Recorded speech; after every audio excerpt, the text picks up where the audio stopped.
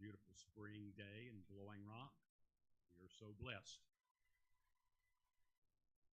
I'm calling this meeting to order this Tuesday, April 11th, 2023. And if you would, please, Albert, are you here? Darwood? Here. Let's pick it. Here. Doug Matheson? Here. Pete Green? Here. Okay, all are in attendance. Would you please stand for the Pledge of Allegiance?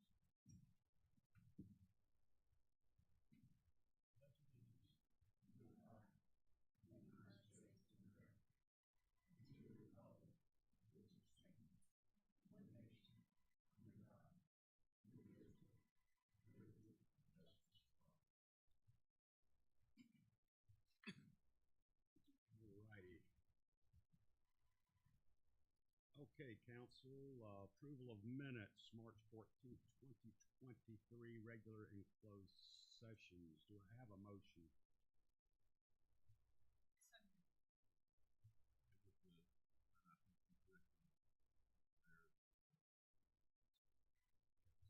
So you addressed the typos? We have a motion. Do we have a second? Second. All right, any further discussion on the minutes? Okay, Albert. David. Yes. Melissa. Aye. Doug. Aye. And Pete.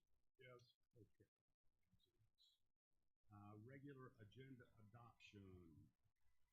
Do we have a motion? So moved. Do we have a second? Second. Do we have any discussion on the agenda? Righty, Albert.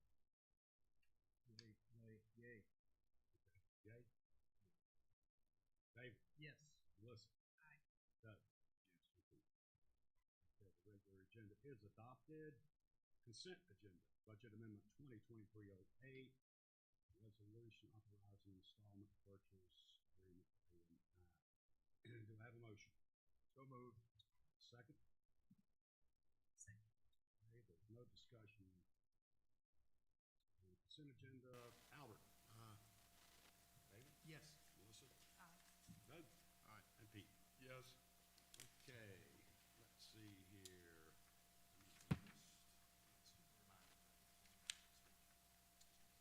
Ladies and gentlemen, if you would like to speak during the your 3-minute period, would you please step over here and give her your name and address? I know a few of you have already signed up. Have you got that list for me? Okay.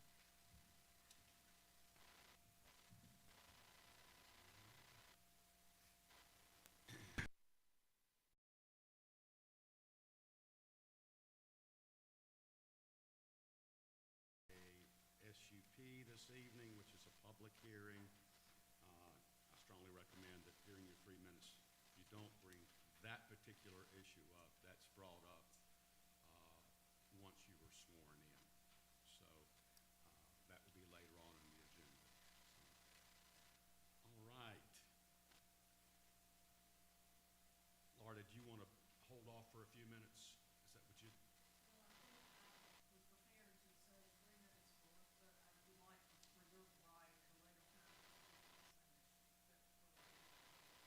Okay. Yes, ma'am. Thank you. Thank you. Tell you what, I'll call your name when these others finish, just in case. Okay? All right. Thank you, Laura. Tom Barrett. Mayor, can I defer to Gene first? Do we need a motion for that? Yes, yes, you may.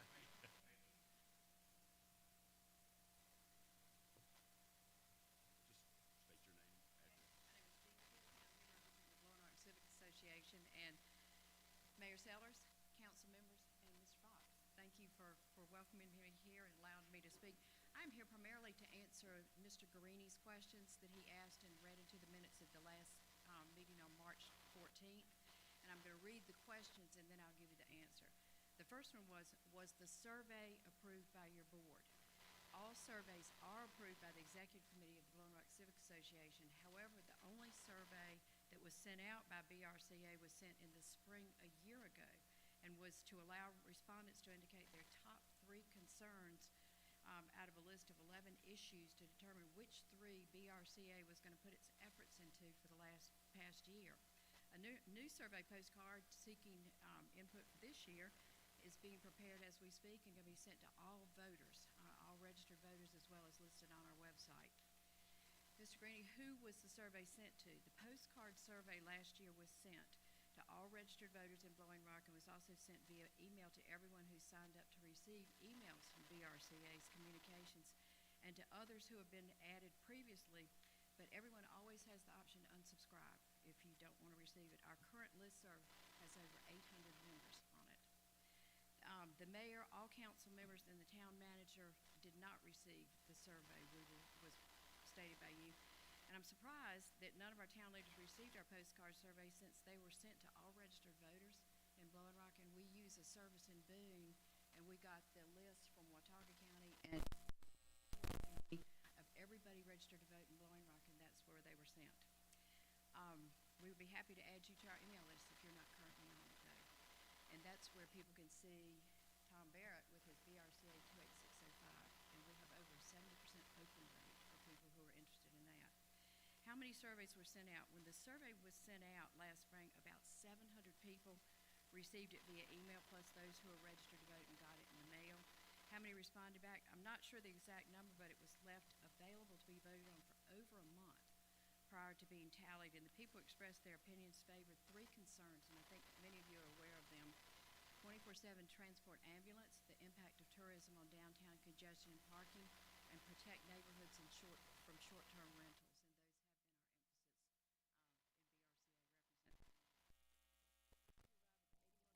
emphasis. This figure is not relevant to the survey. Tom Barrett's going to address that as we added up the numbers of votes per concern and selected the 3 with the most votes. And our top ones chosen got about 40% of the people responding that they were the ones they wanted us to really work on. BRCA members think that you might be confusing the annual survey with the 3 factual postcards that we sent out in January and February, and they were mailed out to all registered voters in Blowing Rock from voter lists. And they did have a link at the bottom where if somebody chose to go down there, it gave instructions for going to our website and voting strictly to let us know what they thought if they chose to do so. That's it. Any questions? Are you allowed to ask questions? No? Okay, thank you. We need to check our voter registration, guys, okay? All right. Tom, are you ready? Yes, sir. Okay.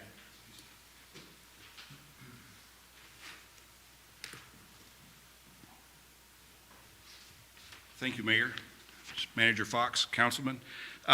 I think to clarify, and I've got one for everybody, these are the postcards that actually went out in January, February. And we just wanted to address Councilman Greeny's questions. Again, there's a difference between the survey that was done a year ago and the postcard campaign that was done this spring, or late winter.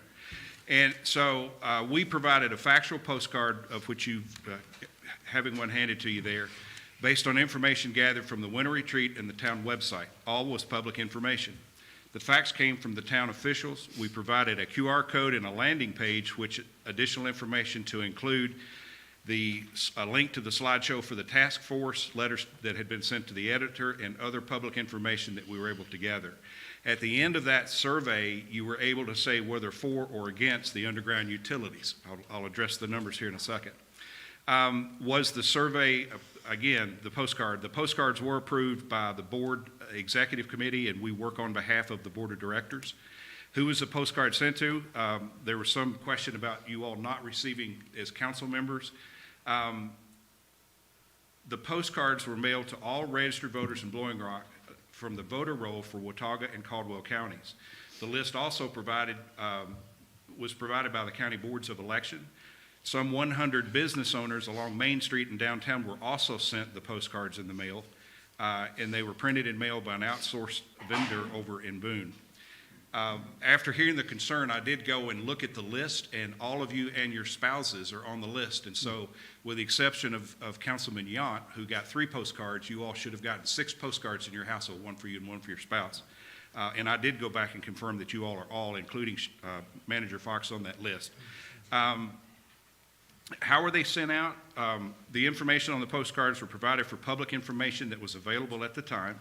the postcard task force slideshow, the letter to the editor, and other information from the town website. We gave the public an opportunity to vote either for or against. 100 local businesses, as mentioned before, were also sent the postcard. Again, each household received 6 postcards that were council members, with the exception of Councilman Yount, who received 3. And we also sent it out to a digital audience of 28605, which is 862 subscribers. We have a 4-page list, single-spaced, of responses, because every time someone responded, we got either voting for or against and got their name. For public reasons and privacy reasons, we're not going to disclose the names. Of the for and against, 81% of the respondents were against the public underground utilities project. And again, the audience was the registered voters in Caldwell and Watauga County for the town of Blowing Rock. The tallies were all tallied out, both for and against, and for privacy reasons, again, we just feel like it's not fair to the voters to disclose their names, but we encouraged all people that receive these postcards to contact their councilman and express their position either for or against. And as far as BRCA is concerned, we remained neutral on that position. We simply provided the information that was available from the town. Any questions? Council? I was distracted when you said, well, I've only got 3. I couldn't find that you had a spouse, You're right. but I did go back and double check the list after we got that concern. So, any other questions? All right, thank you for the opportunity and thank you for your service. Thank you. Ms. Janie Sellers. I'm going to speak in the public hearing. Okay, all right, dear. All right, and Ms. Bingham, would you? Yeah, I'm Okay, going to speak generally to. okay, all right. Thank you. How about that? I'm going to dispense, Mr. Mayor, with my comments that were timed a little over 3 minutes, I must say. But I want to just bring to your attention a recent zoning decision that was done by administrative action rather than the town council. It countermanded the vote by 7-1 of the planning board to oppose this action. It creates a short-term overlay spot situation, unfortunately, on the gorge, right at a time that we're all thrilled that Blowing Rock and our citizens will be benefiting from the 332-acre of land going into a conservancy. And this parcel essentially is on that great view. And I want to make sure that the council and the manager and others are sure there are no conflicts of interest involved in all of the parties involved, including in the real estate transaction and in this decision. Thank you. Thank you, Ms. Bingham. All righty. Moving right along, is there anyone else that would like to speak before we move on? Okay. Mr. Mayor, I'd like to say one thing added to what Tom Barrett said. May I say it from here? I need you to step up to the podium. Sure.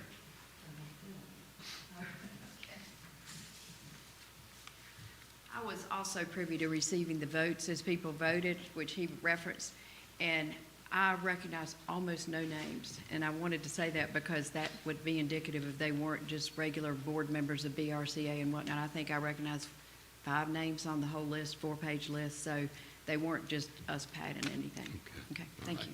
Thank you. Okay, moving right along, we have a presentation.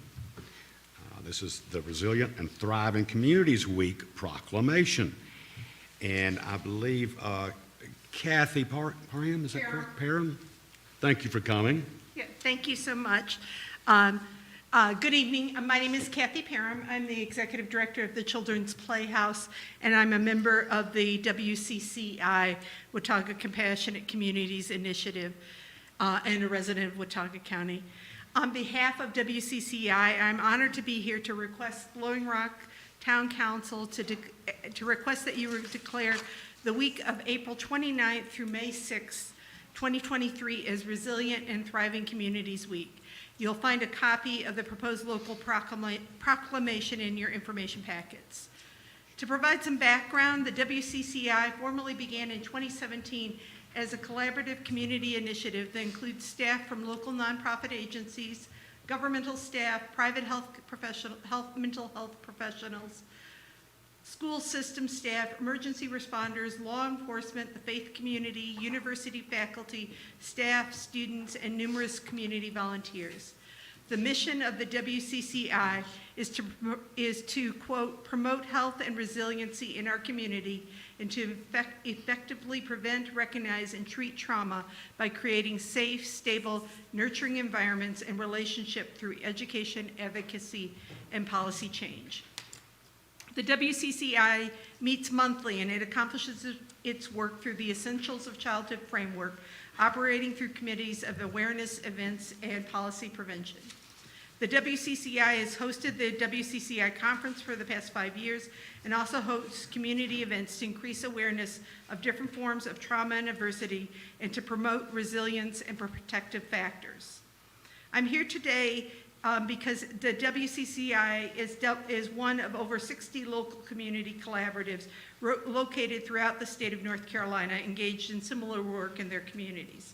3 years ago, these grassroots community collaboratives and interested state-level staff and state child-focused agencies formed a voluntary coalition, the Resilient North Carolina Collaborative Coalition, RNCCC, which is focused on policy change and increasing awareness about trauma and adversity, as well as preventing and treating trauma and promoting well-being. This year, the RNCCC has submitted its second request for a statewide proclamation during the week of April 29th through May 6th, 2023, as Resilient and Thriving Communities Week from the Governor's Office, and local community collaboratives across the state are seeking local proclamations with their counties, town, and city councils, boards of education, and other municipalities to further also declare the week of April 29th through May 6th Resilient and Thriving Communities Week. The WCCI recognizes that all children, adults, families in our community experience stress and adversity, and we know that everyone plays a part in preventing these issues, intervening when they do occur, and promoting resiliency to buffer stress and adversity. We would like to thank all of you for the many ways that the Blowing Rock Town Council supports programs and activities that prevent stress and adversity, treat trauma, and promote resiliency, including the development of a child care center for municipal staff, support of the New River Conservancy restoration efforts and the New River Water Trail, integral support for municipal staff and services, and partnership and support for community and organization-sponsored events and festivals. These are just a few of the ways that you support ongoing efforts that prevent or treat trauma and adversity and promote resilience and well-being. We also greatly appreciate your support of numerous community-wide initiatives that prevent stress and adversity, treat trauma, and promote resiliency and well-being, including our initiative, WCCI, Elevate Watauga and the Family Connects program, the Watauga Housing Council, the Watauga Community Housing Trust, the Community Mental Health Project, and the Responder Wellness Coalition. While this list is not exhaustive, these initiatives demonstrate the important committed community-wide ongoing efforts to support our community.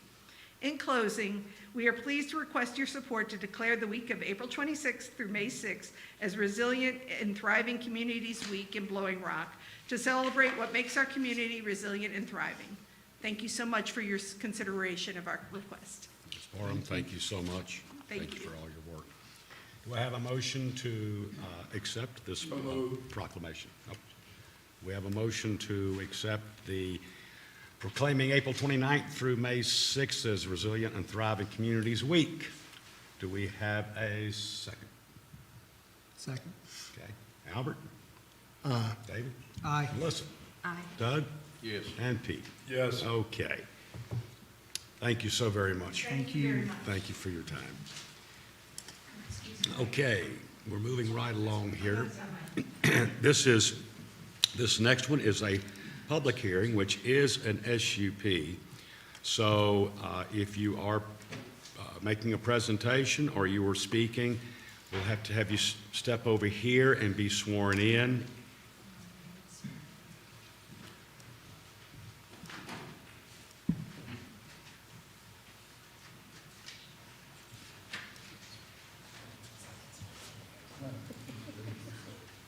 Got Kevin all cleaned up, didn't they?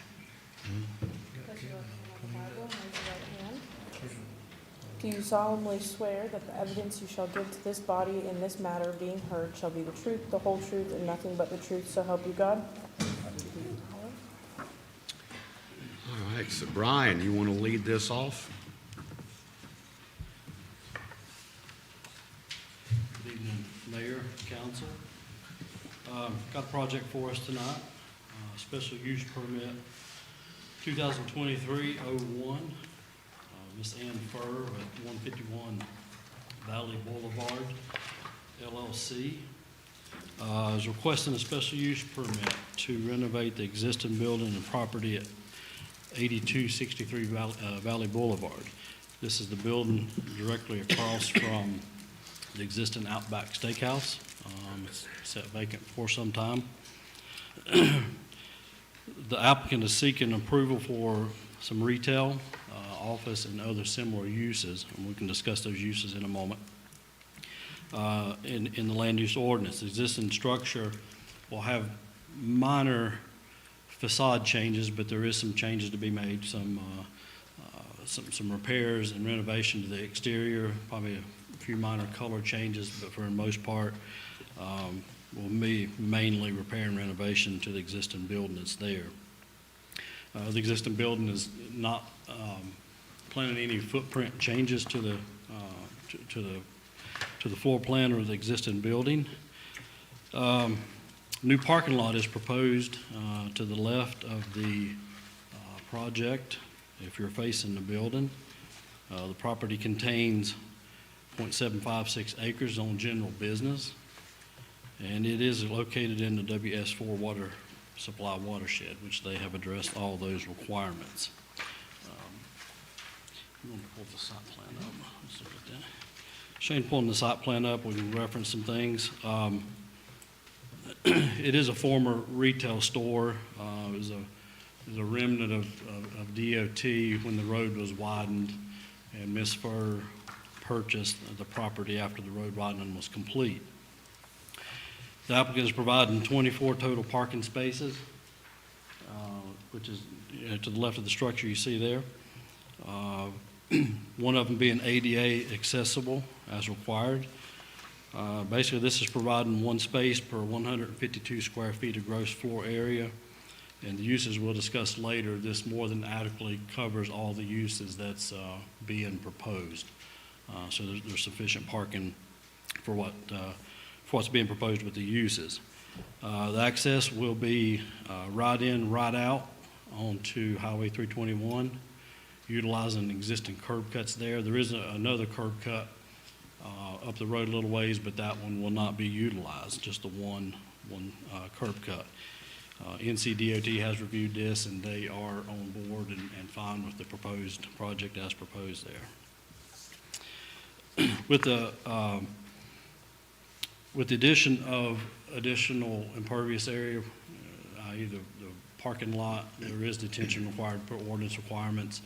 They are planning two detention systems here to capture that, to meet ordinance requirements. This has been reviewed by the town engineer and does meet ordinance requirements. The project will also have additional landscaping provided. A new street yard will be provided along Highway 321 with a mixture of deciduous, evergreen shrubs and deciduous shrubs. There will also be side and rear landscape buffers, a couple of those utilizing existing landscape and vegetation that's already there. And it will be assessed if there's additional needed, there'll be supplemental landscaping provided. At the March 16th, 2023 Planning Board meeting, they made a recommendation to approve the special use permit as submitted with one revision to remove one of the proposed use categories, which was 22.000, nursery schools, daycare centers. I think their concern was the location along the highway there and probably not the best site for a daycare, so they recommended that use be removed. You was included late, an updated draft special use permit. That permit was revised to include some concerns and comments and small housekeeping items, working with Ms. Furr and her attorney. So those changes, we can go over those changes that's in there. But going back to the uses, the main, or I should say the variety of uses being proposed here is typically category 22.100, which is retail. If you can, I don't think, if you can look in the special use draft, they are listed out there. Office uses are proposed there as well. There's two manufacturing categories being proposed, but these are uses that will be conducted entirely within the building. With any manufacturing uses, we do have other underlying conditions that have to be met within the ordinance when those uses are proposed. So that would be addressed if a manufacturing use come before us. Education, cultural, churches, synagogue, temple uses are being proposed. Libraries, museum, art galleries, use 5.320 is being proposed. 5.420, social fraternity clubs, lodges in general is being proposed. Storage and parking, there's 2 or 3 uses being proposed for use of a parking lot as a use, which can be an allowed use within that area. Storage within a completely enclosed structure. And parking of vehicles outside enclosed structures is also being proposed, along with use 12.100 veterinarian and also 16.00 dry cleaner and laundromat uses. But you say you pulled 22 nursery schools, daycare centers. Yes, sir. That's the recommendation of the planning board. That's all I have. Ms. Furr is here with her team, Mr. True and Ms. Suzanne Todd. So they'll have a presentation, I think, but any other questions? Pete's got a question. Brian, any issues with DOT on entering or exiting and signage accordingly? No, the proposal will ride in and a ride out. Obviously, you can't take a left turn there, Right. but they were fine with that. We've got encroachment agreements for that, and also there'll be an encroachment agreement for the stormwater system tying into the existing system along 321. Signage will have to be permitted separately whenever that time comes. They get a use in place. We'll permit that separately there, and all those requirements should be met per ordinance. Okay, Shouldn't be thank no you. issues. David? Yeah, are there any variances requested? No. Doug, Melissa? My question would have nothing to do with this because Kevin, you may remember, why are there no decel lanes on 321? I beg your pardon, I'm sorry. Asking Kevin behind you. Oh, sorry.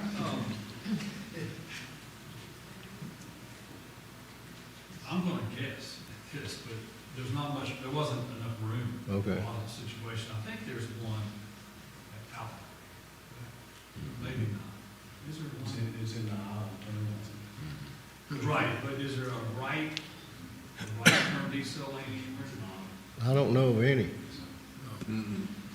Most of it due to the footprint, and then when it was built, you know, the U-turn just above this building, they widened a little portion of the curving because it was hard to make the U-turn. Thank you. I do know DOT may look at them differently if it was a new project being built, but you'd still have to look at the room you would have to do it. It was odd that there wasn't one put there, especially when you think of Outback and what was Woodlands there, the two businesses that you have to pull out and go all the way to the top of the bypass, turn around and come back down. So you're safer making that turn right there because it's more in a straightaway than you are going up to that red light and making that turn. Typically, your right-in, right-outs are your safer movements. David? Yeah, so currently there, and Mr. True might be addressing some of this, but this would be a new curb cut, correct? For the entrance, parking lot I entrance? think there may be an existing one there, it'll just have to be modified.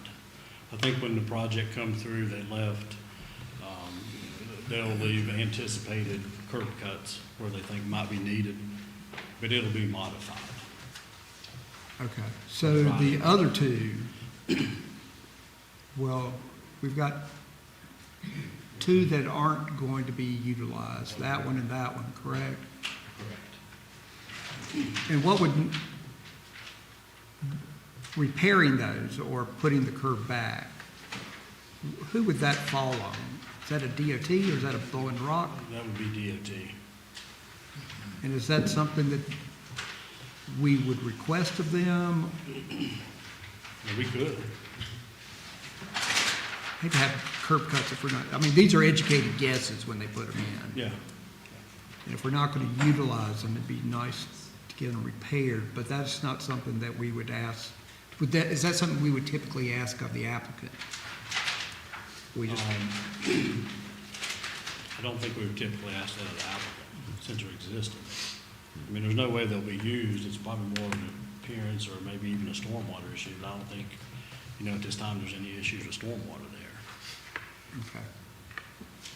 Unless someone may try to accidentally turn into one, we could have that discussion. Well, that was part of my concern. I doubt that risk is probably low, but we might invite traffic that we don't want. Yeah, we can have that discussion with DOT, I think, and I think the new drive will be very well pronounced with the right-in, right-out, so I don't think it should be a problem. Okay, that's all I have right now. Thank you. Yes, Pete? I think back to the signing thing, I think it's really going to be very important that really tell people, because traffic coming down 321's got a good head of steam. And if somebody's not careful, I mean, they could get whacked. Sure. Good. Thank you, Mr. Johnson. Ms. Furr. Ms. Furr, who would you like to speak first with your group? Okay.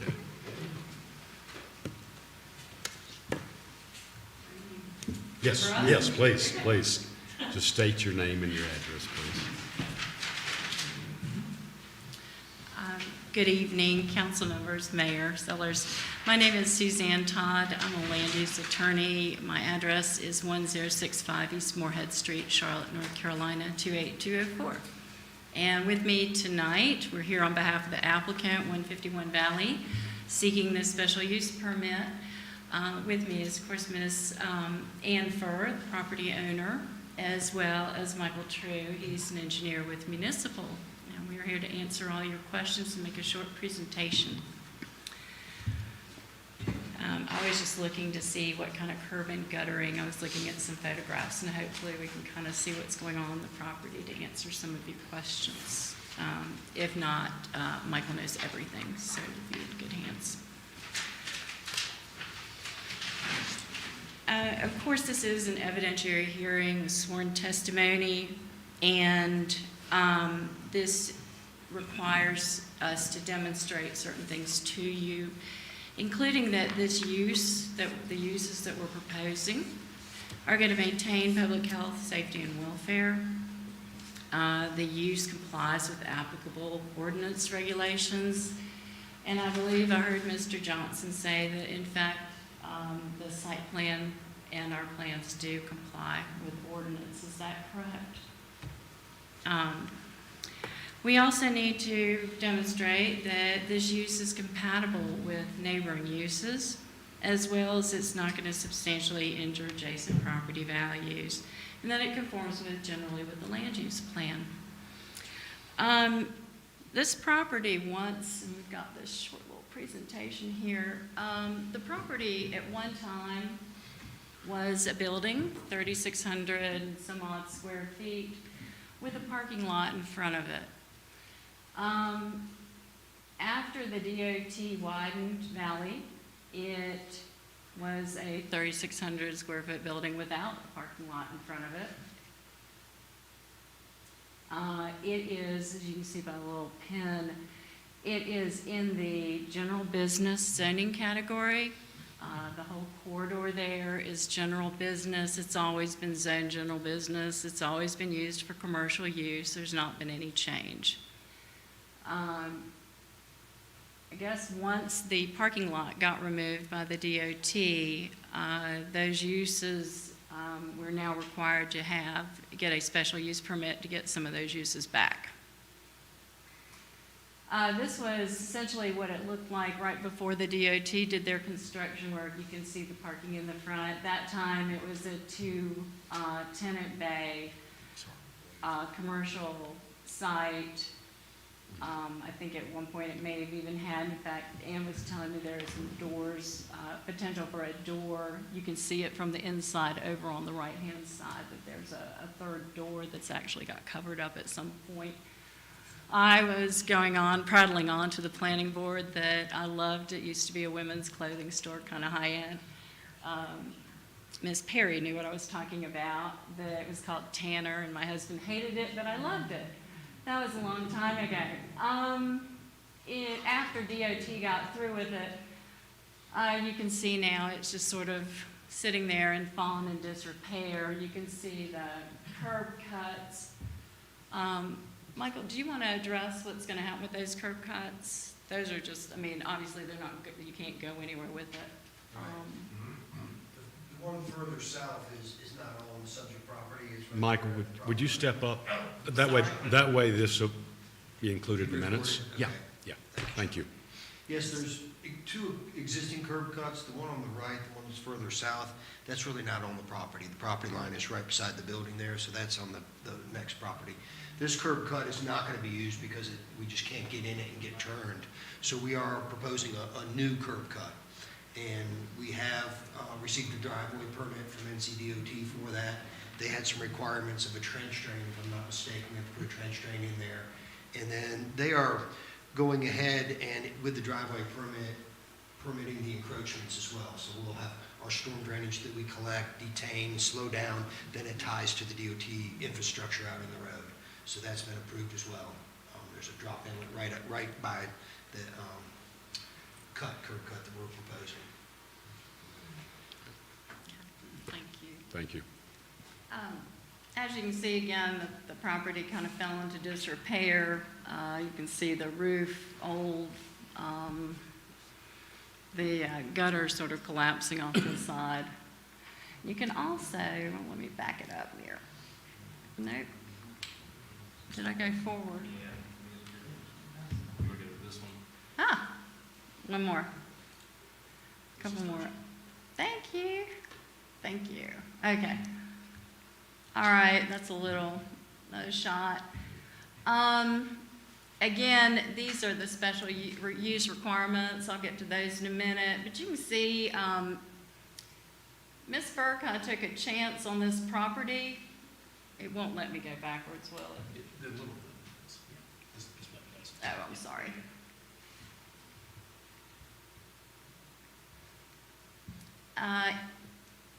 What really happened with this property is it became a remnant property. That property got sold to the DOT. The DOT combined it with another little adjacent remnant, and that's what Ms. Fur bought, taking the chance. It's not great because the parking is now going to be on the side of the building, but it's, something that she believes that can be redeveloped after she purchased the property. Of course, she had the roofers out there. This is kind of what it looks like today. It's got a new roof, gutters. It's in good shape, but again, it still doesn't have its parking and still doesn't have a use allowance. So you can see it in its location. It is close proximity to downtown. I gotta stop doing that. So let's get back to these use requirements, or the special use requirements. One, that this property, the use is being proposed. I think we mentioned that the planning board unanimously agreed to all the uses we were proposing, with the exception of the daycare. We had actually planned for an adult daycare, but understand now that that is not a use allowed in general business. That's different from normal daycare use. And of course, we do not want children running up and down Valley Boulevard. We don't think that's really great either, you know, drinking in the fumes and playing in the streets. So we agreed to remove that condition because that was not what we wanted that use for. Again, as far as it being operated so as to maintain or promote public health, safety, and general welfare, you know, it's been used as commercial property before. We're asking that it be allowed for commercial uses again. Same uses, no change, parking lot on the side of the building. We are going to have to obtain all the necessary permits, including driveway permit, which we have, erosion control, grading, building permits, all that. This is just the first step in the development process. The uses, they need to comply with required regulations and standards of land use ordinance. Again, Mr. Johnson has indicated that our project, the site plan, does comply with the ordinance requirements, so it's all applicable regulations. And I would ask Mr. True to verify that, if you could come up. And you're, in fact, an engineer, is that correct? That is correct. And how long have you been doing that? I passed my boards in '86. And you're familiar with the site plan? Yes. In fact, your company prepared the site plan We and did. the construction plans that We we've did. submitted? Yes. Okay. And is it your opinion that this property does comply, the site plan, if built as proposed, the site will comply with all ordinance and other applicable regulations? Yes, yeah, we used the ordinance as our guide when we designed it, and so worked with the planning department. Brian wasn't with the department when we designed it, but we worked with Kevin, and it's our understanding that it meets all the requirements. Is there any indication or anything in your mind that might lead you to believe that this would be a public health hazard? No, I think it's going to be a good project. I think it's going to be a great project with redevelopment of an existing property, and we're going to do something with the stormwater, and I think it's going to be a good project for the town. Okay, thank you. The next on the list is that it's compatible with a particular neighborhood in which it's located. The property, again, zoned general business, got general business adjacent to it, general business behind it. There are some properties that are the general business properties, and they're being used, they're in the orange. Orange is general business. They're being used for residential uses, but again, the desire is to zone this whole corridor and have it zoned as you did, general business, which makes sense since it's the gateway to the town. You can also see what's around it before you get to the property behind it. You've got to go up a big mountain and go through a lot of trees for a buffer. And the majority of the residential property, or all of the residential properties, except for this little strip back here, kind of behind the property, are all across Skyland View Drive. So it's quite a distance. You got to go up a mountain, through the woods, and across the street.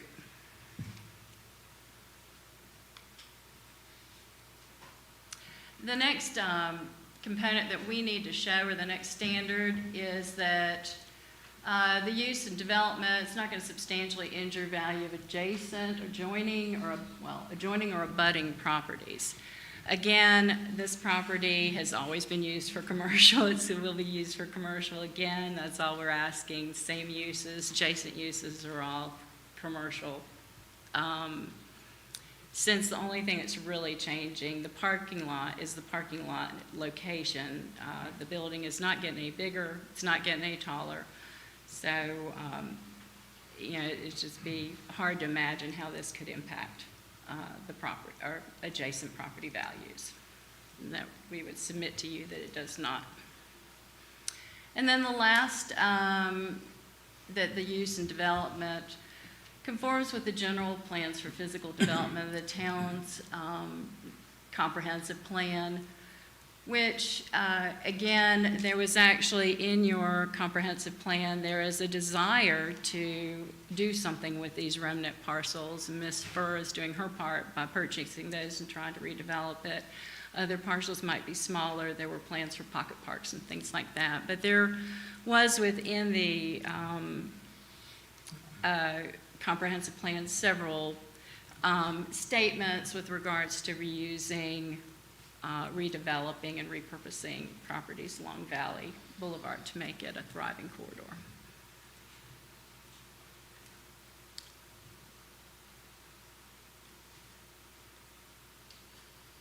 So essentially, this is where we are today. We have submitted an elevation. We've got the property is currently, basically, essentially what it looks like. Of course, there'll be some elements added to the doors and the windows. We did ask to reserve the right to put in that third door for 3 tenant bays, roughly about 1,200 square feet each. The Widow's Walk will not be added to it. And, we will work with staff on the colors and things like that, but, we will get their approval. But anticipate leaving it the brown wood bark and maybe painted white, or the framing.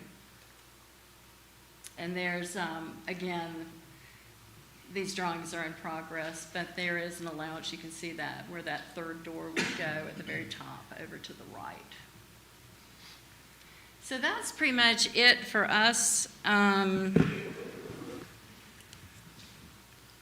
would ask Ms. Furr if you could come up real quick.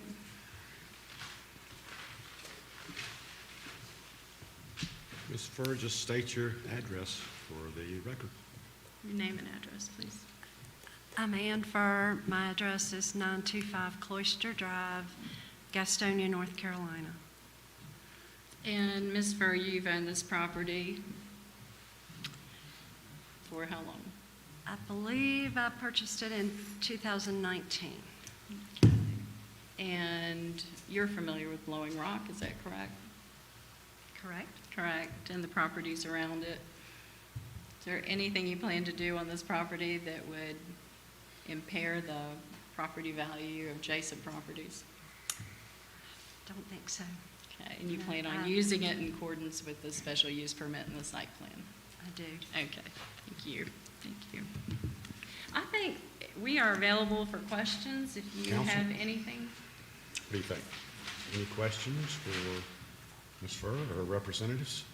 I think my question is probably for Mike. Are you gonna bring a handicap sidewalk up from that parking lot? And then where are you gonna put the mechanical systems you had on it? The mechanical systems, I do not know, because we haven't been involved in the building at all. Right. Refresh myself.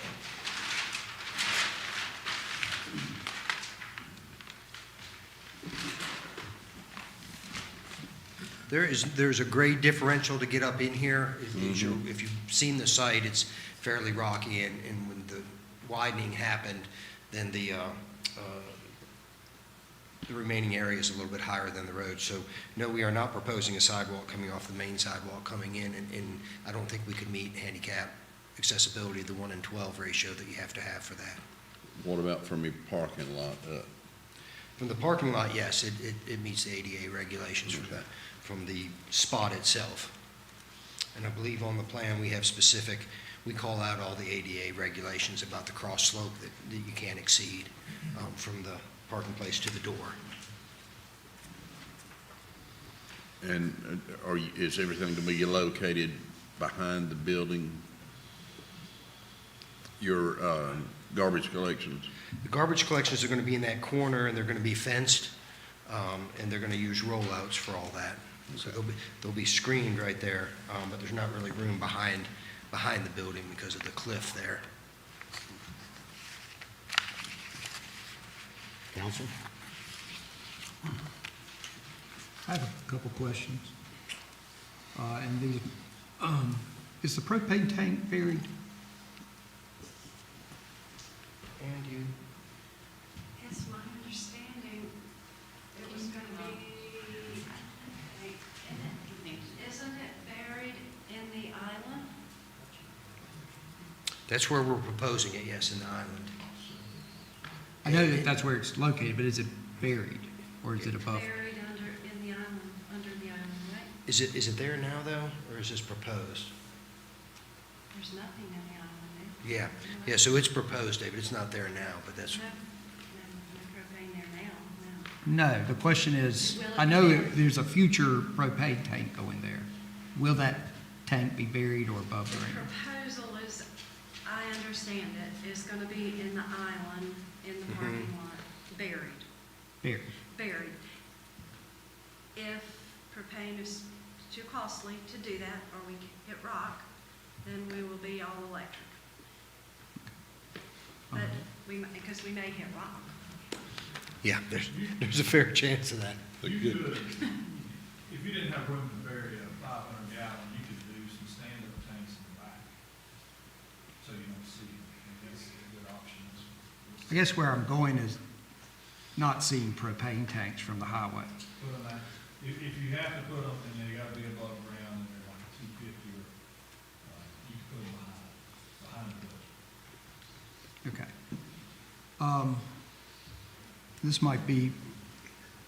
These two questions might be for Mr. Johnson. Has the fire department reviewed this? Our fire inspector? 2 years ago. This project came forward 2 years ago. I believe we sent it to them. And they didn't, at that time, they didn't come back with anything? Does the percentage of glass on that front elevation, is that a downtown requirement? Or is, 50% downtown, 30% out there. have we measured? No, because it's an existing building. Okay. They're not upgrading other than some cosmetic features to the building. Okay. And my last question has to do with the requested use for an ABC store, which, as I understand, would fall under the auspice of the town. And I don't see us competing with ourselves. I agree. So I'm questioning why that's in there. Well, in 2019, there was actually legislative action trying to privatize the ABC stores. That did not come through. We understand that it's in the town's purview, and you've got one doing really well. So it's unlikely it'll be used for an ABC store, but then again, no harm, no foul. Yeah. Personally, I'd like to see that removed, just so that we're clear, should it become privatized. You can always come back and ask for that use. I'd have to talk to the client about that. If we could have a minute. I mean, it's something we would have to review anyway. If you make a motion, you can make a motion, say. But our position is simply that, should things become privatized, it's likely maybe too small or maybe not the right, but we wanted that option. It's in that list. We've had that option before DOT took the parking lot, and so we're just asking for it again. It's a question for Mr. Johnson. So typically, when an SUP comes before us, we know what that use is established. So this is a little different for us to have so many uses requested. So if use A goes in there and then later they move out and use B goes in. Do we have to have a administrative change of use, or since that use is would already be approved in this endeavor, is that just I'm not exactly sure how that change of use happens. If it's approved under the special use permit and listed under the special use permit, it should just be administratively. Now, when her catch is getting the property redeveloped, number one, she don't have a tenant at this time. Everything that's there, the site plan meets for any future uses. So any use comes in, we have to weigh the options. All parking would have to meet, even if it's multiple uses there, they still have to collectively meet parking as well. But all the uses there, I'm assuming unless Kevin needs to chime in, that should be administratively. That's all I have. Personally, thank you for taking a chance on this building. It's needed help for some time. And, the special use is authorizing the redevelopment when a use is, comes before Ms. Fur. We'll assess that, we'll issue building permits based on that use, and then the parking requirements have to be met as well.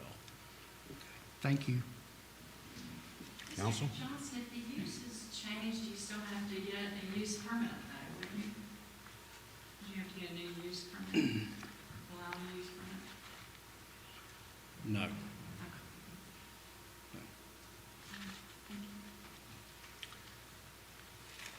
Okay. Do we have a motion to close the public hearing? So moved. Do we have a second? Second. Any additional? I don't think we, Don't let us go through. I'm sorry. Oh. I'm new and I messed up. That's okay. But I didn't know that I was confused. That's okay. I'm so sorry. You'll need to be sworn in, I understand now. okay? So sorry, you should have spoke up. Thank you, Kevin. Thank you. Press your left hand on the Bible and raise your right hand. Do you solemnly swear that the evidence you shall give to this body in this matter, being heard, shall be the truth, the whole truth, and nothing but the truth, so help you God? Yes.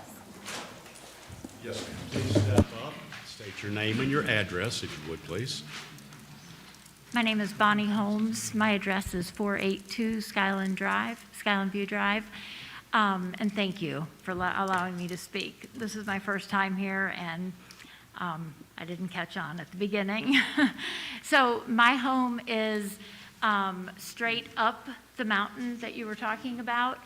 And yes, it is a residential area up there.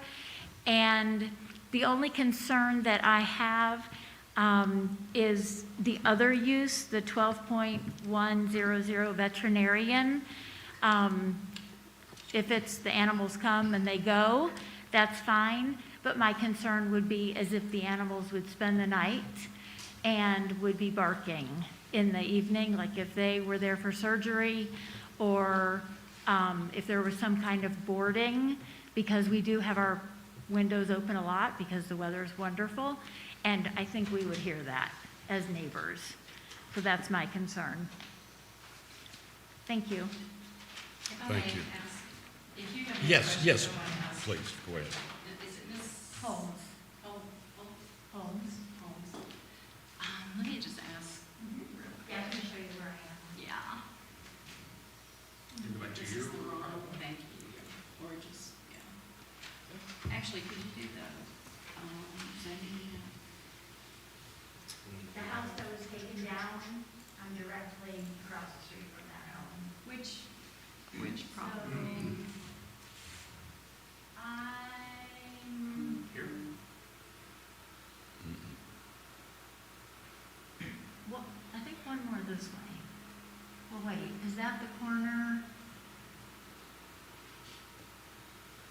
The across the street lines are, oh, I'm sorry.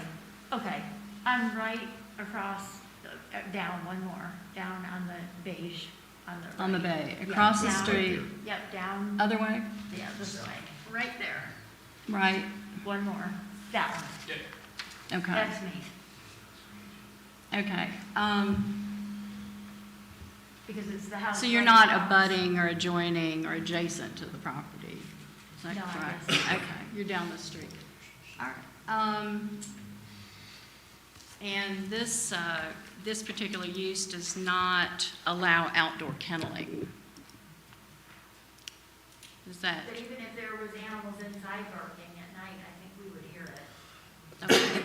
I'm positive we would hear dogs were barking inside because there's a house down the street from me that's a rental. And sometimes when they go away during the day, we can hear dogs barking. Okay. So I feel like we would certainly hear them in the night when it's real quiet. Up the mountain and through the woods and It's not over that. Valley Boulevard? That's exactly right. It's not that far up the mountain and through. It's not like you just ride. Okay. Thank you so much. Thank you. Okay, council. We have a motion to close the public hearing. Mayor, may I add one more thing? Just to clarify, to Ms. Todd's, Yes, Mr. Johnson. we would, once a use is established there, we would issue a zoning permit based on like a change in use. If something's established, then they come in with another use.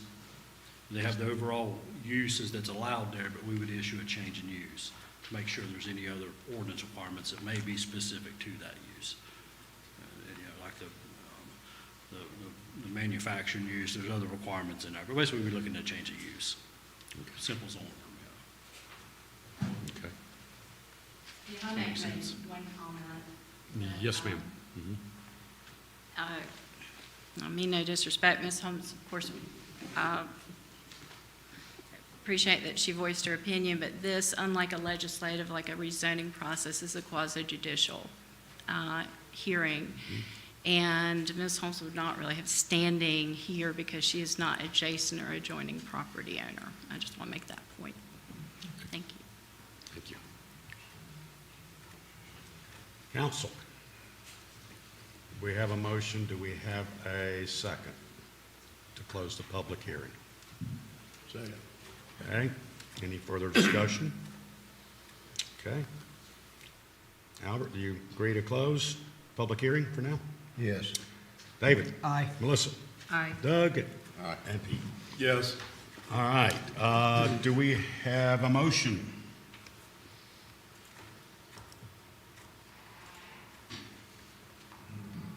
I'd like to make a motion to approve the project as presented with the removal of the ABC store use.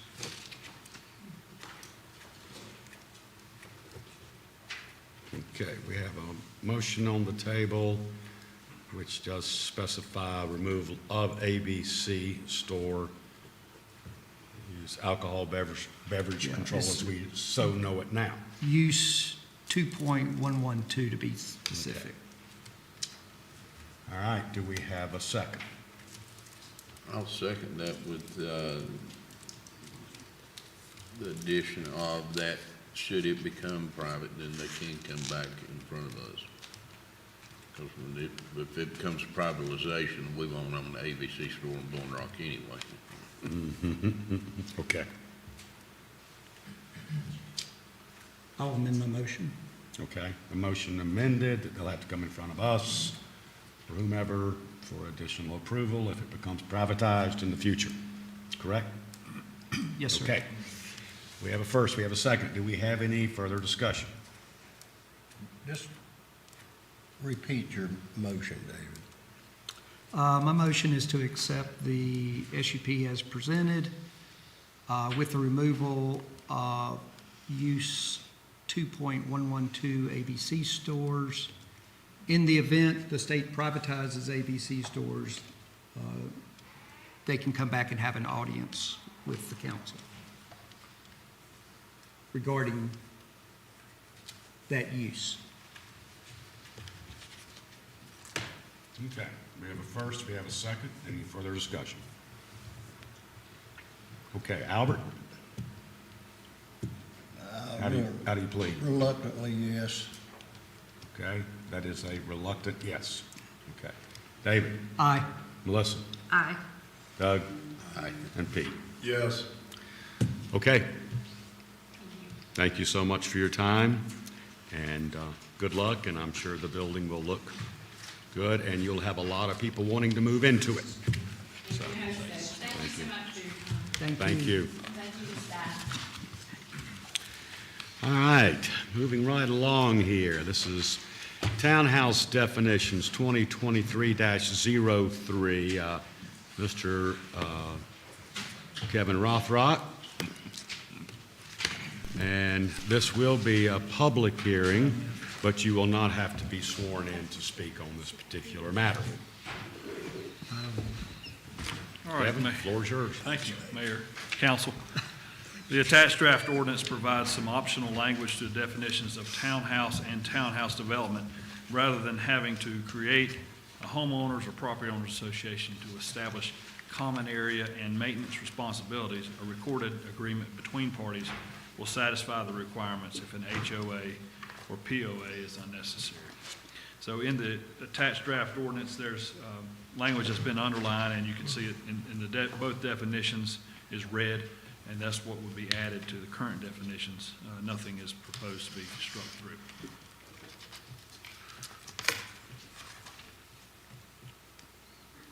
Council, do you have any questions for Kevin on this particular issue?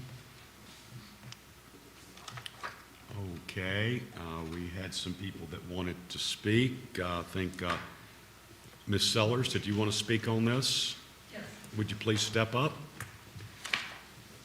Now, I just want everybody to be aware, we are not related. Okay, and I want to just take the upper hand and let everybody know, because I didn't want Janie to get embarrassed, okay? Thank you. I do know the fellow, but no, my name is Jane Sellers, and my address is 412 Wonderland Drive, formerly 467-1 Wonderland Trail, which was a townhouse with an HOA. And I just saw this on Saturday, and it caught my eye because we had an HOA there, and I also am involved with another one at the coast for a larger group of 36 units as opposed to the 4 that we had here. And it seemed odd to me that we would, I guess the town having had a requirement for townhouses to have HOAs, to remove that requirement. I felt like it was an important structure for us to have, even with our little 4 units when we were here. Obviously, for a larger group, it seems even more important. I think there's a state statute that would require it for units of 20 or more, or 20 or more lots.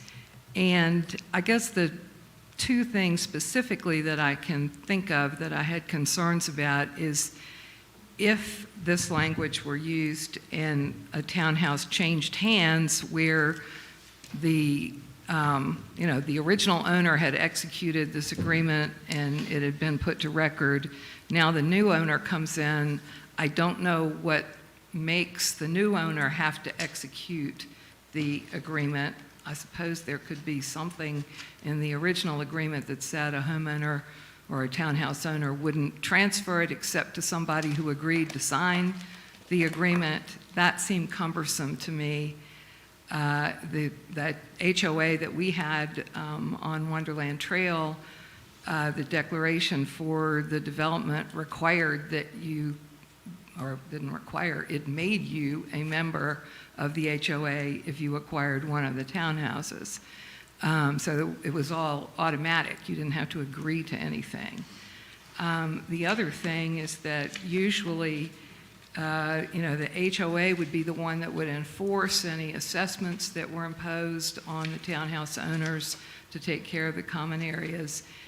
Ultimately, if people don't pay those assessments, it can create a lien on the property in favor of the HOA if there is an HOA. And I don't know exactly how that would work either. If I guess it would be a lien in favor of the collection of other townhouse owners, which it seems like might be difficult to handle through a foreclosure proceeding. if ultimately that was needing to be addressed. And so I guess I just had some concerns about it. I didn't have a chance to do a bunch of research on it. This is not exactly my area. I guess I didn't mention I am a lawyer, but not a townhouse lawyer, I guess. And I did look at Lenore just for fun, and it appeared to me that Lenore has a requirement if you're trying to get approval to develop a townhouse development, that you have to present your HOA documents for the city attorney to review them. So it didn't seem like it was completely off the wall for a town to have a requirement that you have an HOA for townhouses. So I guess those are some thoughts that I had. And I guess the other thing is the recitals for this ordinance change indicate that there is some unique situation that requires this. If it's an existing unique situation, it seems like maybe there could be an exception for that unique situation, or if it's a future unique situation, I guess I have the concerns that I expressed. And I think that's all I have to say. Maybe a suggestion might be, if this isn't on fire, that it could wait a little bit for y'all to look at it a little further. Thank you. Thank you, Ms. Sellers. Council, do you have questions for Kevin on this? No? The lady alluded to special situations. If our attorney would like to address that statement, I wish he would, but I'm going to leave that up to you, Alan. I'd rather speak in general terms rather than, so in general terms,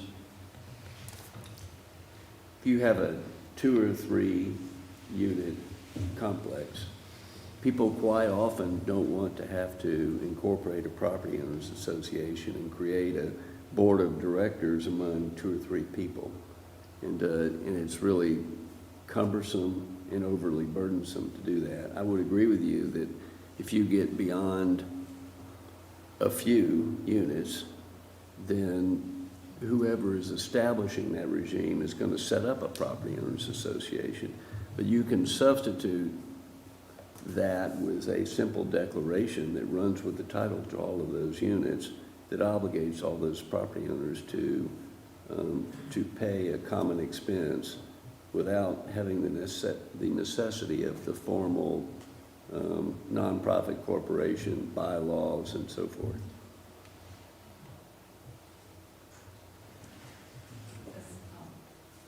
Can I come back? Yes, ma'am. Mr. Presley, obviously, there's a lot about this too. I guess one feature of the association, and perhaps you could provide this in a declaration as well, and maybe you could speak to this, is that it didn't require unanimous consent of our group of, in that case, 4 townhouses, to make a change in our requirements that were in the declaration or in our bylaws. We could do that, and not with a simple majority, but with a supermajority, which basically meant that 3 of us could outvote the 4th person or the 4th owner. And I guess with an agreement, an amendment would normally require participation or approval by all of the parties to an agreement. Maybe that could be taken care of in a declaration as well. Or maybe this should just apply to very small townhouse collections, because if you have, I guess you'd have to have an even number. Otherwise, you couldn't have, well, I guess you could have double walls, but just trying to think if it would always be something where a majority would allow you to at least get by a revision without everybody having to participate. Hypothetically, consider the possibility that you have a townhome of 2 or 3 properties that are not at all similarly situated, but become a townhome as a result of setbacks. And so consider a situation where one of the property owners basically takes care of the maintenance of most of the areas that might otherwise be considered common area. So it doesn't really work unless you're talking, if you're talking about a situation where the townhome units are not similar, as opposed to what you're contemplating, which would be like a fourplex or sixplex, where they're all the same. And they're collecting money to uniformly maintain the exterior and the roofs and the landscaping and everything else, and everybody pays the same, pro rata. If you don't have that, and you have something that's different from that, then you're not necessarily going to assess on a uniform basis and collect on a uniform basis from the property owners. This is a fairly isolated situation that doesn't apply to townhomes that you would typically think of. If you wind up, if somebody winds up coming into the town of Blowing Rock with a 6 or an 8 or a 10 or a 15 unit complex, that's going to be a requirement in their permit that they have a property owners association. And that's typically what the town does. But the town doesn't necessarily have to do that. They're going to do that in your conventional project, whether it be a townhome project or a single-family subdivision.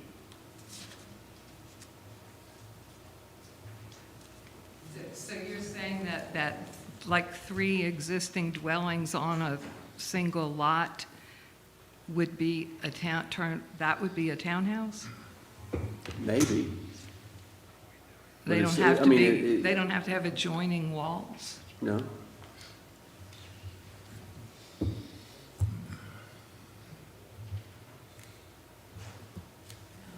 We had individual assessments possible on Wonderland Trail. You know, like if a tree fell on somebody's piece of the unit, that might get fixed through an assessment that was only applicable to the individual unit. At least that's how that particular set of declarations was set up, or the bylaws.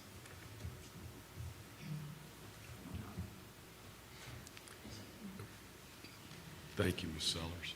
Since we're still in public hearing, may I speak? Yes.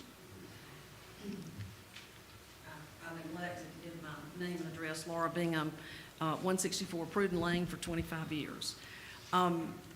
Does the public have the opportunity to know whether this is one unique exception or if it is for a contemplated situation or an existing situation? Kevin? I don't want to answer that. Well, Let Alan answer that. oh, okay. Alan? No.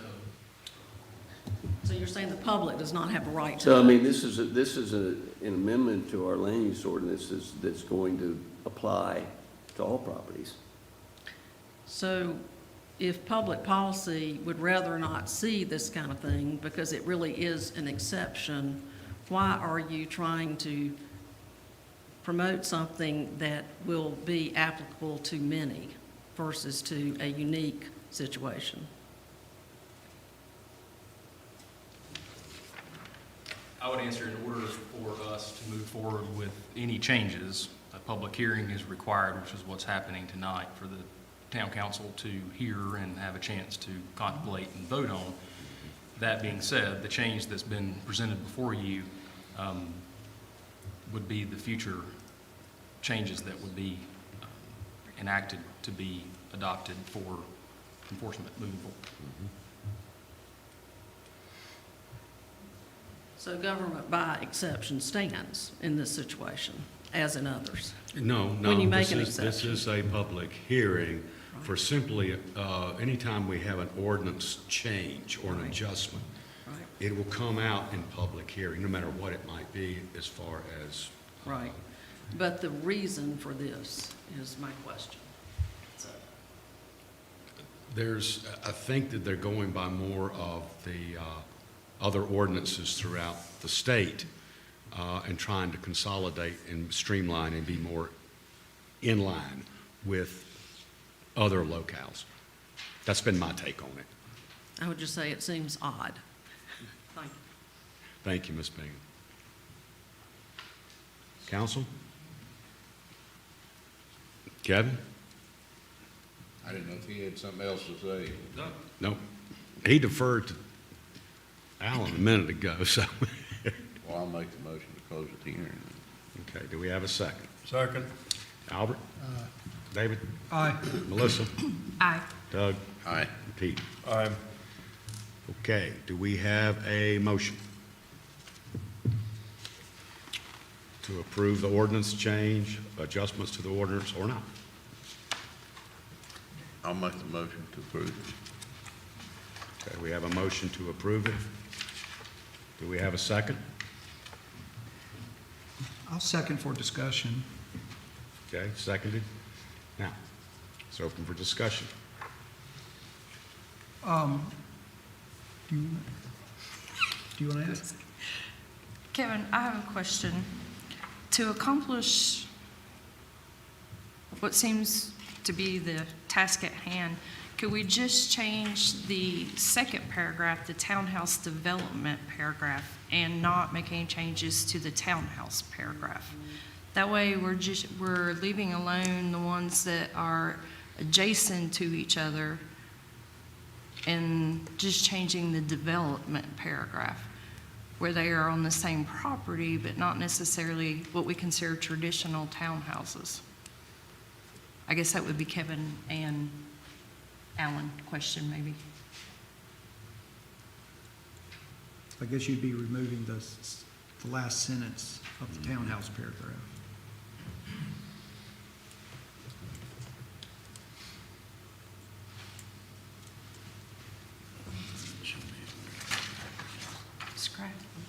Scratch this one, but leave that one. Scratch the red.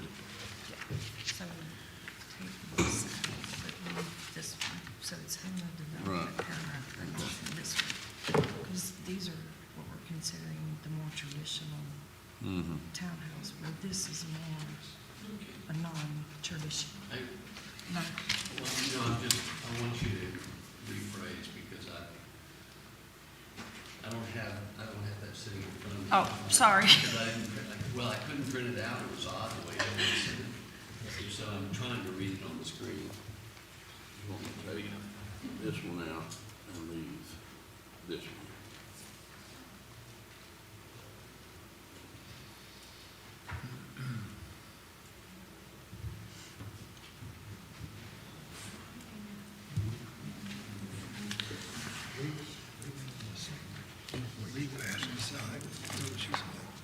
Did you say leave it in the second one, Melissa?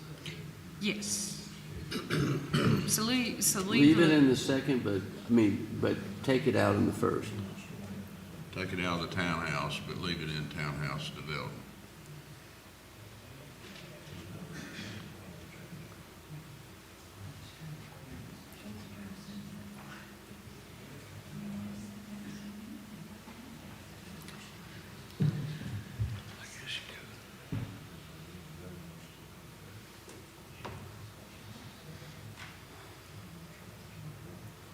Well, they sort of, they go together. though. They go together because the townhouse development definition includes the word townhouse, and so to me, they're sort of integrated together. But I guess the point of this is that we're not eliminating the requirement that the unit owners execute and record in the Register of Deeds an agreement that governs maintenance and control. So my next question then would be, by adding this wording, that is not eliminating anybody needing to have an HOA. They still have to have their HOAs. They still have to have an agreement recorded in the Register of Deeds office, which is going to run to the title, run with the title to their property. So does that, Basically, it's just eliminating for very small projects the requirement that people set up an association and go through the formalities of having that. It still requires a recorded agreement in the Register of Deeds office that's going to run with the title.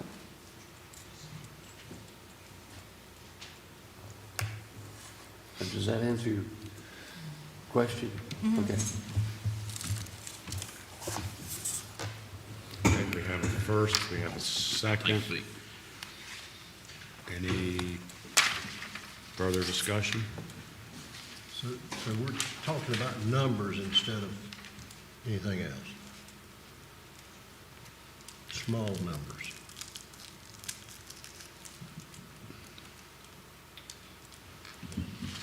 In reality, yes. Okay.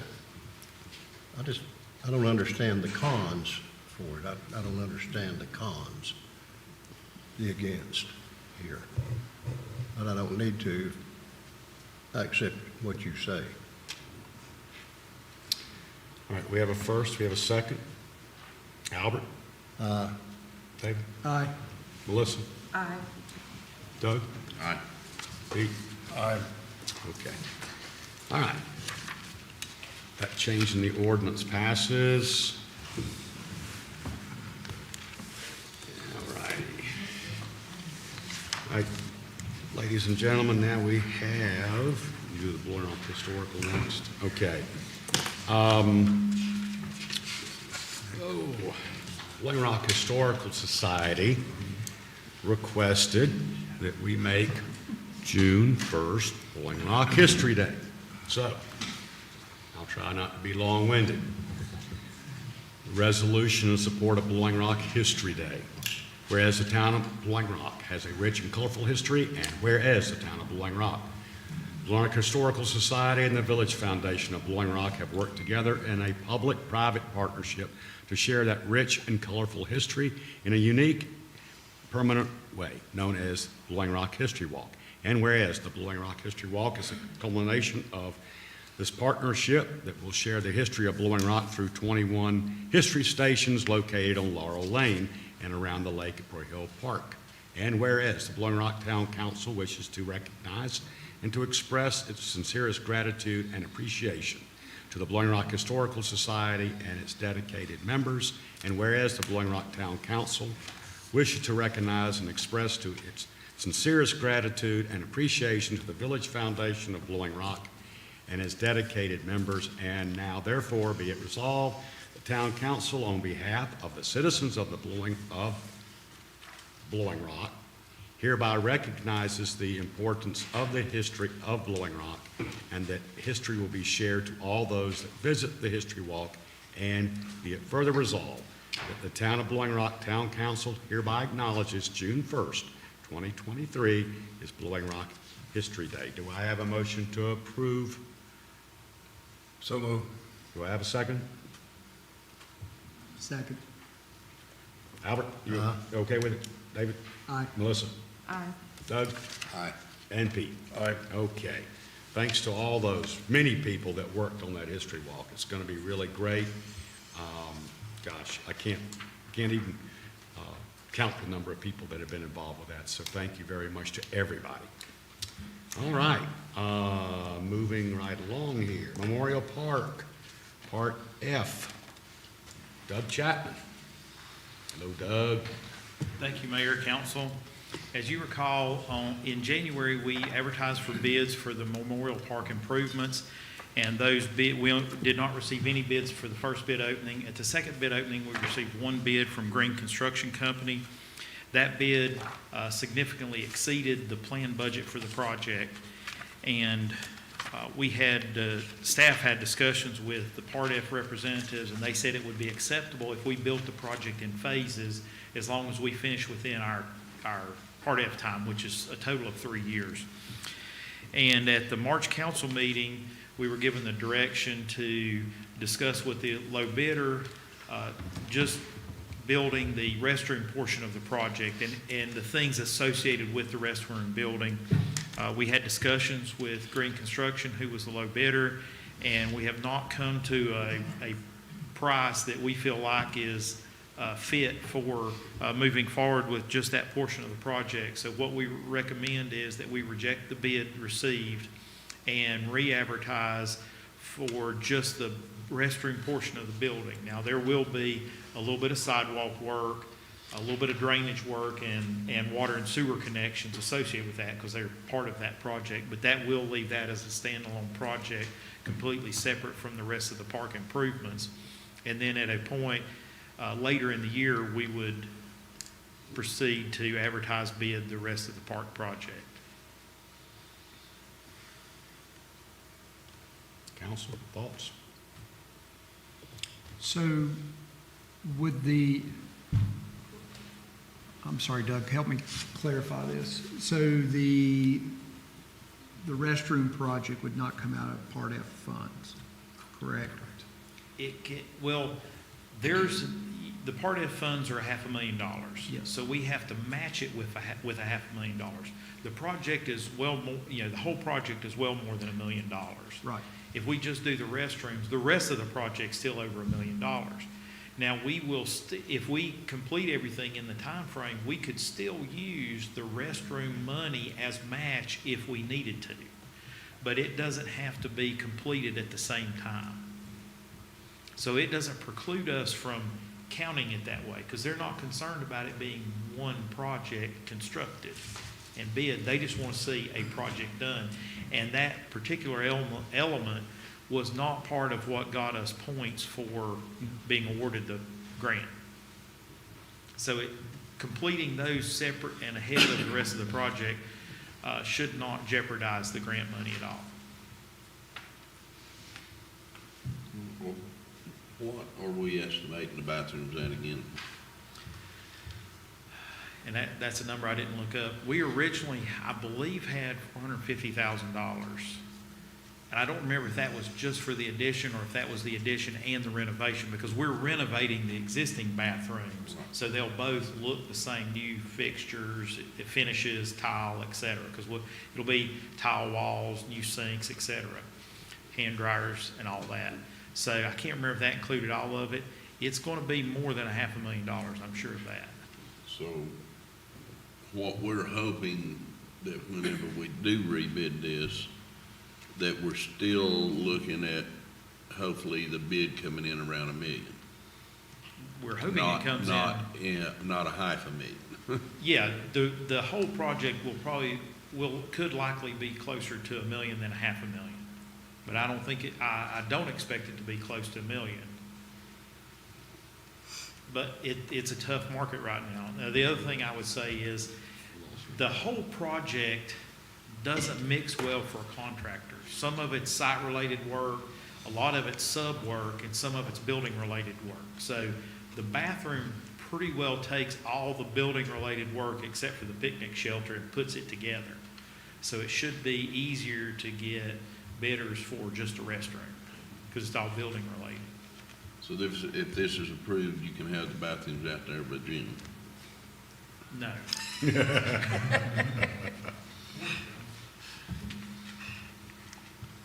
I think we can have bids back before June, or by June, because it's already middle of April.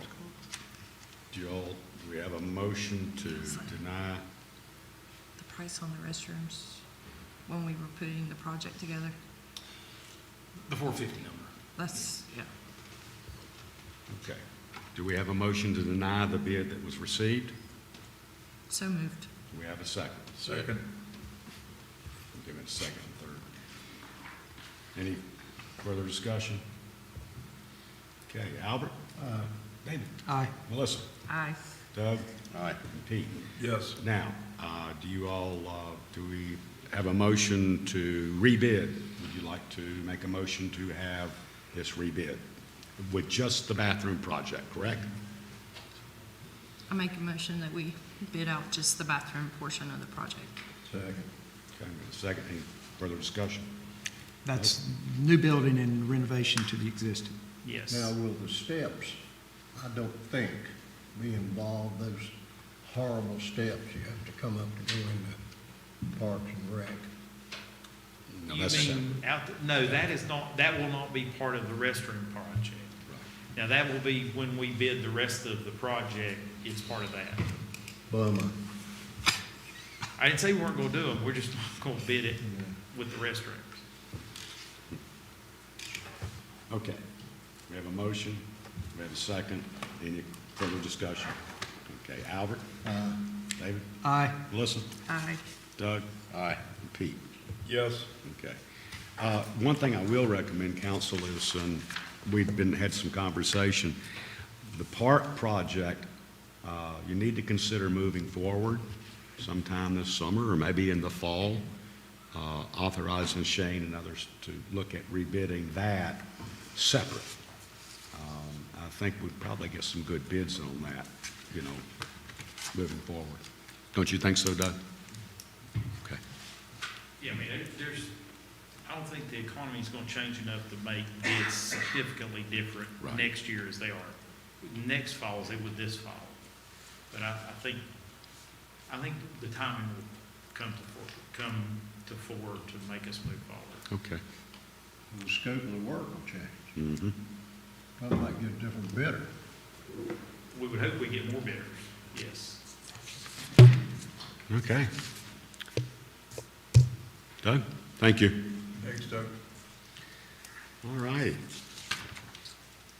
Wow, moving right along here. Official reports, comments. I, as mayor, don't have any comments tonight other than I want to thank you all for attending this evening. I think it means a lot to the council and to the citizens, and thank you for all that you do. Albert. Well, just a statement that I read in the Hickory Daily Record, and I passed it on to Shane, about the daycare center, Catawba Valley Technical Institute in Hickory, and Hickory and Newton Conover fight over where it is, but it's down in Catawba County, has instituted and graduated their first class of people that are trained and licensed to work in a daycare center. So there is a great interest in that, it appears, going on. And I think we're ahead of the curve. There you go. Thank you, Albert. David? The only comment I have is, I saw where we potentially might be getting a newspaper. It'd be nice to have a town newspaper for the town. So I hope the High Country Press gets the required number of advertisers they need to make that happen. Melissa? I just want to brag on our town employees. I had a meeting last Tuesday in town and came down the residential side of Sunset, and the guys were cleaning up piles of leaves and waving as I went by, and then came up this side of Sunset and they're mowing grass. It's great to see everybody out getting our town looking wonderful for the season and being happy doing it. So, Doug? Two or three things as usual. One, I'd like to thank Taylor for sitting in tonight, doing a good job.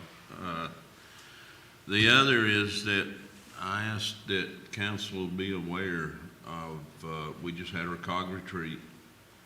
As you heard people tonight talk some about short-term rental, right now it is in Senate Bill 677 on short-term rental is being, as far as we know, moved forward out of the Senate, or moving forward in the Senate. Luckily, when we talked to Representative Pickett about this, he said, anything coming, he will fight like crazy for us. But it's even on the news before we come tonight in Charlotte. It's busted wide open about this news, this bill. Also, Senate Bill 675, taking ETJs away from all municipalities and giving back to the county.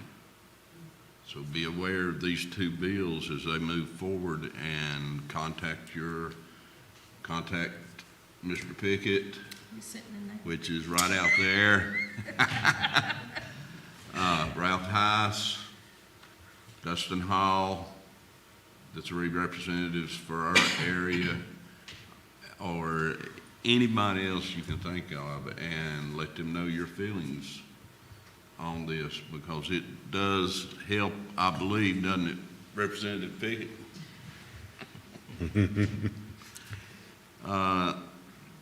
And that's the two major things that I had for tonight that we need to be aware of, because two things I know we don't want to lose is our control over short-term rentals.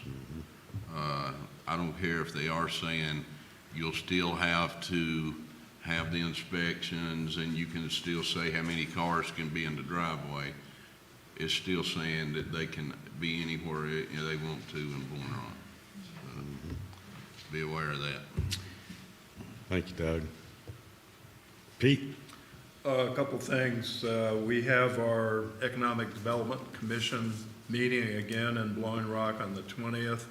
It'll be a retreat from 11 to 3. Public is invited. We're having a facilitator come in to put everything together and prioritize the different many things that we've heard from the public so far. So if any of you are interested in that, please attend. Thanks to Shane and Matt on the traffic mats that we've talked about. I think you're going to cover that in your remarks, Shane. This will be a test on Cornish and Clark, and just a test to see if we can slow down some of the traffic that's zooming around. And so Shane can articulate more on that. Thanks, Gene, for coming and answering the questions from my email. And again, let me stress, those questions were from local citizens, okay? Thank you. Thank you, Pete. Ms. Mosley. Okay. Council Mayor, I'll start with Mr. Greeny's comments. We are planning on ordering some temporary speed mats or bumps to try them out this summer in a couple locations, Cornish and Clark Street being two that we've discussed as being potential issues with cut-through traffic. We'll see how those work. They're very inexpensive for the most part. Hopefully they uphold, but it's on a test basis to see how those work. Want to mention along those same lines, our police department, if you've read your staff report, the last 2 months, have conducted over almost 600 traffic stops in the last 60 days, which is a huge number. So that's 10 a day, easy math there. So compliment the police department for the stops that are taking place. We do have a meeting next week with the NCDOT to go over the Main Street water and sewer and sidewalk project that you all approved last month. That's to go through traffic control measures, encroachments, et cetera. So we're not expecting any issues there, and hopefully work will begin sometime in the month of May is still our goal with the Main Street project.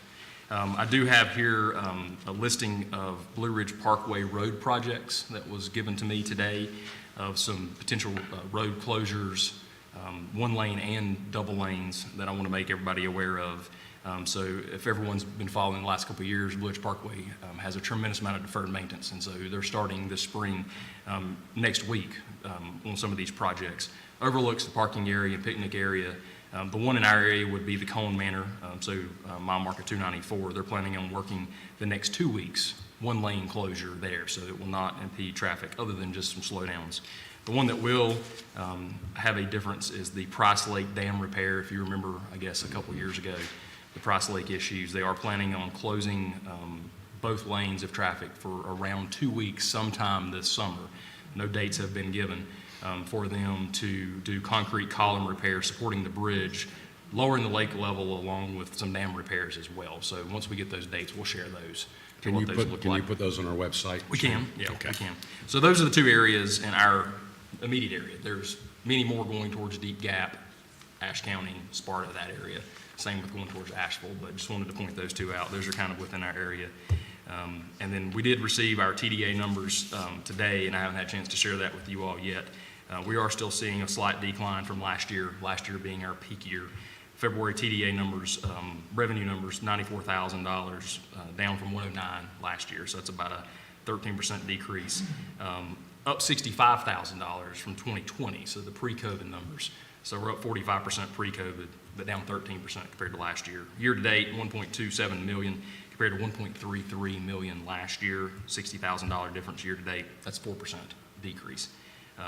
In comparison, again, 2020, kind of pre-COVID year, a 43% increase. So we're continuing to see those leveling of the numbers with TDA. Same with ABC that I used to point out. I haven't pointed those out in the last couple of months, but we've seen a 2 or 3 or 4% decrease. Very similar. Those two seem to mimic each other.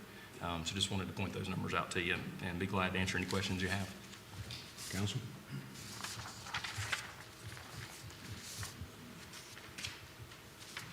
Okay. Council, we're going to take a 10-minute recess. Ladies and gentlemen, we're going to be going into closed session. There shouldn't be any decisions made during this session. It's strictly for informational purposes under North Carolina General Statute 143, 318, 11A3. Thank you so much for attending this evening. We'll take a